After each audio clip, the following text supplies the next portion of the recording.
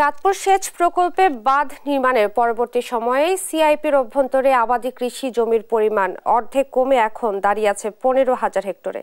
বিস্তারিত জানাতে সরাসরি যুক্ত হচ্ছেন সহকর্মী শরীফ আহমেদ। শরীফ, এ বিষয়ে প্রশাসন কি বলছে? মাটি কাটা বন্ধে প্রশাসন কি ধরনের ব্যবস্থা নিচ্ছে জানাবেন। ইশরাত, আপনি যেমনটি জানতে চেয়েছেন, আসলে এই যে সিআইপি বাঁধের ভিতর উর্বর যে কৃষি জমি রয়েছে, এই জমিগুলো কিন্তু অবাধে মাটি কেটে নিয়ে যাচ্ছে একটি চক্র। তো এই বিষয়ে আমি উপজেলা নির্বাহী কর্মকর্তার সাথে কথা বলেছি। তিনি আমাকে জানিয়েছেন যে এই অবৈধ মাটি কাটা বন্ধে কিন্তু ইতিমধ্যে তারা অভিযান পরিচালনা করেছেন এবং অবৈধ মাটি কাটা বন্ধে কিন্তু তারা ইতিমধ্যে ভ্রাম্যমাণ আদালত পরিচালনা করেছেন।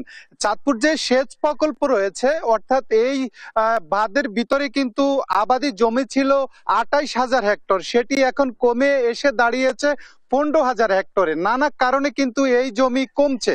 এর পেছনে কারণ হচ্ছে ওই খালগুলোকে অনেকেই ভরাট করে ফেলেছেন এবং এখানে খাল ভরাট করার কারণে কিন্তু পানি সরবরাহ হচ্ছে না। আরেকটি বড় সমস্যা হচ্ছে এখানে যে কৃষি জমি রয়েছে, এখানে উর্বর মাটিগুলো অর্থাৎ জমির যে টপ সয়েল, সেটি কিন্তু কেটে নিয়ে যাচ্ছে একটি চক্র।